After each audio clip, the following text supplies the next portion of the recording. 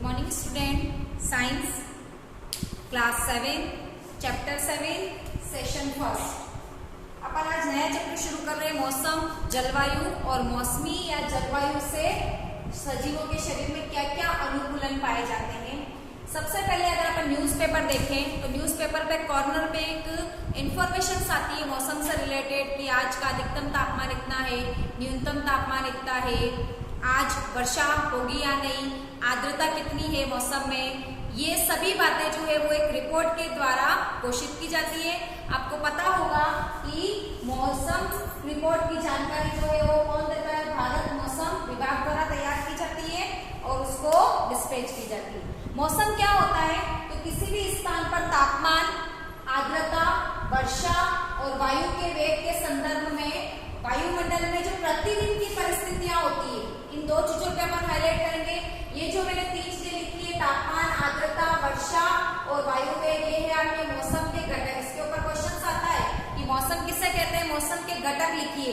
तो मौसम के 4 घटक है, तापमान, आर्द्रता, वर्षा और वायु वेग। इन चारों को आधार मानते हुए प्रतिदिन की जो रिपोर्ट या परिस्थिति तैयार की जाती है उसको अपन क्या कहते हैं? मौसम। यानी कि जो परिस्थिति कम समय के लिए स्थायी हो। हम कहते हैं ना कि आज का मौसम सुहाना है, आज का मौसम बहुत गर्म है, और मौसम जो है वो अपनी परिस्थिति में कभी भी चेंज कर सकता है। हो सकता है अभी बहुत तेज कड़ाके की धूप पड़ रही हो और शाम को अचानक से बादल होकर वर्षा हो जाए, या बारिश का मौसम है और अचानक से धूप निकल जाए। इस प्रकार से मौसम की परिस्थितियां जो होती है वो प्रतिदिन चेंज हो सकती है, यानी कि स्टेबिलिटी इसमें कम होती है। जबकि जलवायु किसे कहते हैं? किसी स्थान के मौसम की लंबी अवधि, लगभग 25 सालों तक का डेटा निकालकर उसके आधार पर अपन जो पैटर्न बनाते हैं वो क्या कहलाता है? जलवायु। और जलवायु जो है वो प्रतिदिन, प्रतिवर्ष चेंज नहीं होता है, यानी कि मौसम का स्थायी रूप जो होता है वो आपका क्या कहलाता है? जलवायु कहलाता है। जैसे हम कहते हैं यहाँ की जलवायु, अगर कहीं पर बहुत ज्यादा गर्मी और बारिश ज्यादा होती है तो वहाँ की जलवायु जो है वो उष्ण और आर्द्र होगी। रेगिस्तान इलाके की बात करें तो वहाँ की जलवायु में नमी कम होती है, तो वहाँ की जलवायु कैसी होती है? उष्ण और शुष्क जलवायु होती है। जहाँ पर बर्फ ज्यादा गिरती है, वर्ष भर लगभग तापमान -40 डिग्री सेंटीग्रेड तक रहता है, वहां पर बर्फ गिरती है, तापमान कम रहता है, तो उसको अपन ध्रुवीय जलवायु कहते हैं या शीत जलवायु कहा जाता है। इस प्रकार से मौसम या जलवायु के आधार पर अपन इनको देख सकते हैं। इसी के आधार पर अनुकूलन पढ़ेंगे अपन। अनुकूलन क्या होता है? अनुकूलन वातावरण के अनुसार सजीवों के शरीर में पाई जाने वाली वो विशेषताएं जो उसको उस वातावरण में रहने योग्य बनाती है, शारीरिक वे परिवर्तन जो उस वातावरण के अनुसार उसको ढलने में सहायता करते हैं। ऐसे सारे सजीवों के जो परिवर्तन या लक्षण दिखाई देते हैं उसको अपन क्या कहते हैं? अडेप्टेशंस या अनुकूलन कहते हैं। जैसे अपन जलीय अनुकूलन की बात करें तो मछलियों का शरीर जो है वो धारा रेखी होता है, उन पर फिन्स या गलफड़े पाए जाते हैं जिससे वो आसानी से श्वसन कर सकती है। उनके शरीर पर, त्वचा पर श्लेष्म का स्त्रावण होता है जिससे पानी का उसके ऊपर कोई इफेक्ट नहीं होता। यदि अपन मरुस्थलीय जलवायु की बात करें तो ऊंट के शरीर को आपने देखा है, उसके शरीर पर कुपर पाई जाती है जिससे वो अधिक समय तक बिना पानी पिए रह सकता है। मल और मूत्र जो होता है वो गाढ़ा होता है। त्वचा का रंग जो है वो रेतीला यानी कि भूरा होता है। पैर के तलवे जो होते हैं वो चौड़े होते हैं जिससे आसानी से वो क्या कर सकता है? चल सकता है। तो ये कुछ शरीर की विशेषता है, वो क्या कहलाती है? अनुकूलन। अपन यहाँ पर अपने सिलेबस में या चैप्टर में 2 अनुकूलन दे रखे हैं, ध्रुवीय अनुकूलन और सेकंड अपन पढ़ेंगे उष्णकटिबंधीय वर्षावन अनुकूलन। फर्स्ट अपन देख रहे हैं ध्रुवीय अनुकूलन जिसका तापमान कम होता है और सर्दियों में यहाँ पे तापमान लगभग -37 डिग्री सेल्सियस तक कम हो जाता है। वर्ष भर यहाँ पर बर्फ गिरती है और 6 महीने तक सूर्यास्त रहता है और 6 महीने तक सूर्योदय रहता है। ध्रुवीय अनुकूलन में अपन सबसे पहले पढ़ेंगे ध्रुवीय बालू जिसको पोलर बियर भी कहा जाता है। इसके शरीर पर, त्वचा पर घने बाल होते हैं जो कि 2 परतों में होते हैं जिससे बाहर के ठंडे वातावरण की जो तापमान कम है या ठंडी हवाएं जो है वो इसके शरीर तक सीधा प्रभाव नहीं डालती है और इसके शरीर को क्या रखती है? गर्म रखती है। त्वचा के नीचे वसा की मोटी परत, ये भी शरीर को गर्म रखने में सहायक होती है। शरीर के अंदर से जो आवश्यक गर्मी है वो बाहर के वातावरण के अनुसार बाहर नहीं आती, क्योंकि हमने पहले पढ़ा था उष्मा का संचरण जो है वो अधिक तापमान से कम तापमान की होता है। तो इसके शरीर का तापमान ज्यादा होता है वातावरण के अनुसार, तो शरीर की गर्मी बाहर नहीं आए, उससे कौन सुरक्षा करता है इसको? वसा की मोटी परत। इसके सूंघने की शक्ति तीव्र होती है, जिससे आसानी से ये बर्फ के अंदर भी अपने भोजन को तलाश कर सकता है। नाखून पहले लंबे और मुड़े हुए होते हैं, जिससे बर्फ पर आसानी से ये चल सकता है। पंजे चौड़े और बड़े होते हैं। शरीर शीतरोधी होता है, यानी कि इसका शरीर जो होता है उस कम तापमान को सहने की क्षमता शरीर के अंदर ज्यादा होती है। आंखों की पलकों पर बड़े बाल पाए जाते हैं, जिससे अगर ध्रुवीय क्षेत्रों में बर्फ भरी आंधियां भी चले तो एकदम से आंखों पर उसका इफेक्ट नहीं होवे। और इसका सफेद रंग होता है, जो कि बर्फ के रंग के समान होता है, अतः यह शत्रुओं से अपनी सुरक्षा कर सकता है। आसानी से शत्रुओं को ये दिखाई नहीं देता है। इन सब विशेषताओं के कारण इतना कम तापमान होते हुए भी ध्रुवीय भालू जो है वो ध्रुवीय प्रदेशों में आसानी से सर्वाइव कर पाता है। ध्रुवीय भालू बहुत धीरे धीरे चलते हैं, ताकि अनावश्यक गर्मी जो है वो शरीर से बाहर नहीं निकले। इतनी ज्यादा शरीर पर वसा की मोटी परत, बालों का होना और फिजिकली जो एक्टिविटी है वो कम होने के बावजूद इसका शरीर गर्म हो जाता है। इस कारण से समय समय पर पानी में तैरते हैं। ध्रुवीय भालू जो होते हैं बहुत अच्छे तैराक होते हैं और अपने शरीर को ठंडा रखने में सहायता करते हैं। इसका दूसरा एग्जाम्पल अपन देखें, पेंगुइन।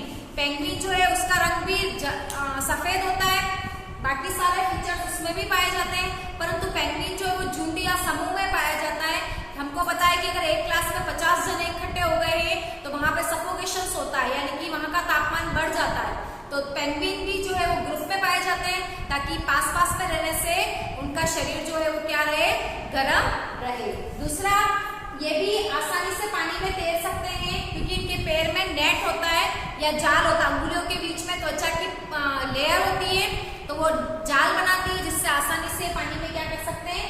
तैर सकते हैं। और इनका शरीर जो होता है वो धारा रेखी होता है, यानी कि पानी की धारा के साथ में अपने शरीर को ये आसानी से मोड़ सकते हैं या चेंज कर सकते हैं।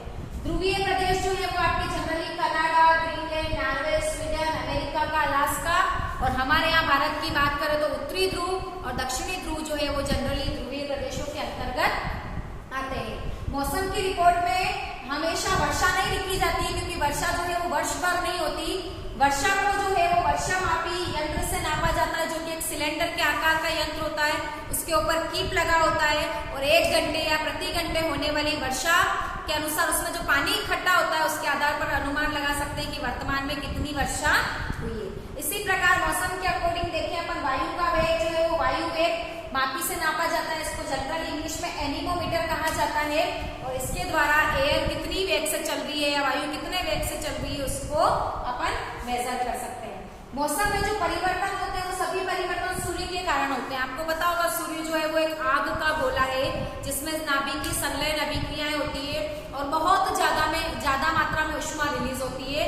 पृथ्वी से सूर्य इतना दूर होने के बाद भी इतनी ज्यादा मात्रा में ऊष्मा रिलीज होती है कि वो पृथ्वी तक भी पहुंचती है, और सूर्य की उपस्थिति या अनुपस्थिति के आधार पर ही मौसम संबंधी परिवर्तन होते हैं। हम देखते हैं कि दोपहर के समय बहुत ज्यादा गर्मी लगती है, और गर्मियों में सुबह के समय मौसम बहुत सुहावना लगता है, और सर्दियों में हम देखते हैं कि किस प्रकार से जल्दी सूर्यास्त हो जाता है। सूर्योदय जो है वो गर्मी की अपेक्षा थोड़ी देर से होता है। तो मौसम संबंधी जितने भी परिवर्तन होते हैं, और पृथ्वी पर एकमात्र जो प्राकृतिक ऊर्जा का स्रोत है वो क्या है? सूर्य है। सेकेंड अपन देखें, उष्णकटिबंधीय वर्षावन। ये बहुत ज्यादा बड़ा एरिया है और यहाँ पर तरह तरह के जीव जंतु पाए जाते हैं। तो अपन कुछ की विशेषता यहाँ पर पढ़ रहे हैं। सबसे पहले यहाँ पे तापमान बहुत गर्म होता है, लगभग गर्मी में 40 डिग्री सेंटीग्रेड तक तापमान यहाँ पर सामान्यतया रहता है। यहाँ पर रहने वाले जंतुओं का शरीर जो है वो वृक्षों पर चढ़ने के लिए अनुकूलित होता है। एग्जाम्पल है, दूसरा आपके लाल लेटर वाला मेंढक जो है उसके तलवे चिपचिपे होते हैं, जिससे आसानी से वो क्या होता है? किसी भी सतह से आसानी से चिपक सकता है। बंदर आपने देखा है, बंदर की पूंछ लंबी और हाथ पैर इस प्रकार से अनुकूलित होते हैं कि वे पेड़ की टहनियों को या शाखाओं को आसानी से पकड़ सकते हैं और एक पेड़ से दूसरे पेड़ की ओर छलांग भी लगा सकते हैं। टुकन पक्षी जो होता है उसकी चोंच लंबी व बड़ी होती है, और इसकी चोंच इतनी लंबी होती है और मजबूत होती है कि जहां पर आसानी से कोई जीव जंतु नहीं पहुंच सकता, वहां पर पेड़ के घोंसले में या पेड़ के तने में इसकी चोंच पहुंच जाती है और वहां से ये अपना भोजन ग्रहण करता है। सुनने की शक्ति, तीव्र दृष्टि और मोटी त्वचा। यहाँ पर जो पाए जाने वाले जंतु है उनकी त्वचा मोटी, जैसे कि शेर, चीता। सूंघने की शक्ति, घ्राण शक्ति इतनी इनकी तेज होती है कि अपने शिकार को आसानी से ये सूंघकर पता लगा सकते हैं कि कितनी दूरी पर शिकार हमारा है। साथ ही इनका रंग जो होता है वो वातावरण के अनुसार होता है, जिससे शिकारियों से ये अपनी सुरक्षा कर सकते हैं। कुछ ऐसे मेंढक, कीट होते हैं जो पत्ती के आकार के होते हैं, पत्ती के समान रंग ले लेते हैं, जिससे शत्रुओं को ये आसानी से दिखाई नहीं दे। कुछ ऐसी छिपकलियां होती है जो पेड़ के तने के अनुसार अपना रंग ले लेती है। गिरगिट जो है वो वातावरण के अनुसार अपने रंगों को परिवर्तित करके अपनी शत्रुओं से सुरक्षा करता है। एक बंदर होता है लॉयल टेल्ड लंगूर, इसके ऊपर अयाल पाया जाता है। अयाल क्या होता है? ठोड़ी से लगाकर गर्दन के नीचे तक का लटका हुआ एक भाग जो कि श्वेत कलर का होता है, सफेद कलर का होता है, और ये इसको आसानी से पेड़ पर रहने के लिए अनुकूलित बनाता है। ये अपने जीवन काल में बहुत कम समय जमीन पर बिताता है, अधिकतर समय पेड़ पर बिताता है। वहां पर उपस्थित फल, फूल और कलियों को खाता है और कुछ सूक्ष्म जीवों को भी अपने भोजन के रूप में ग्रहण करता है। हाथी हम सब ने देखा है, हाथी में लंबी सूंड, बाएं दंत और लंबे कान पाए जाते हैं। लंबे कान जो है वो बहुत मध्यम ध्वनि को भी सुनने की क्षमता रखते हैं। साथ ही ये अपने शरीर को ठंडा रखने या तापमान कम करने का काम भी कौन करता है? लंबा कान करता है।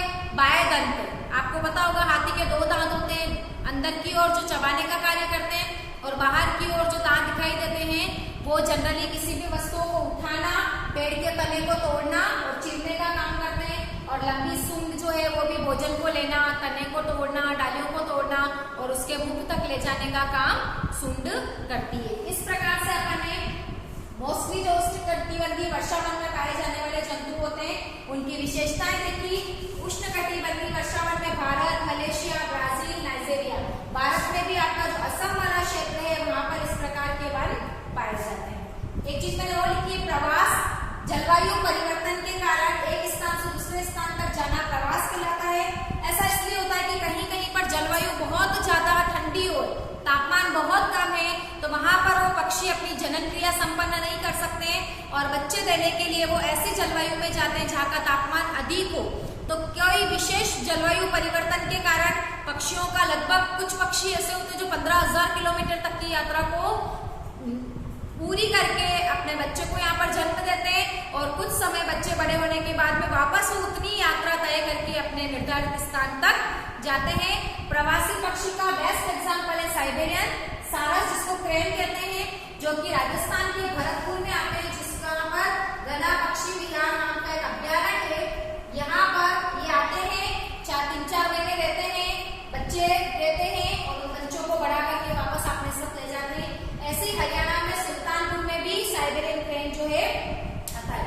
भरतपुर में साइबेरियन क्रेन पक्षी का बहुत अच्छा म्यूजियम बना हुआ है और वहां पर प्रतिवर्ष साइबेरियन सारस जो है वो प्रजनन क्रिया करने के लिए आते हैं।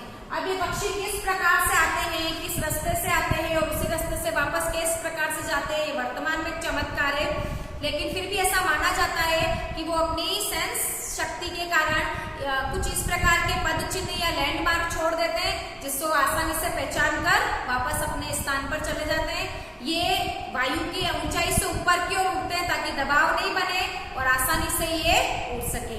इस प्रकार से इस चैप्टर में अपने मौसम और जलवायु की डेफिनेशंस और ध्रुवीय अनुकूलन और उष्णकटिबंधीय अनुकूलन के ऊपर डिस्कशंस किया। ये चैप्टर हमारा यहीं पर खत्म होता है। नेक्स्ट सेशन में नए चैप्टर के साथ हम फिर से मिलेंगे।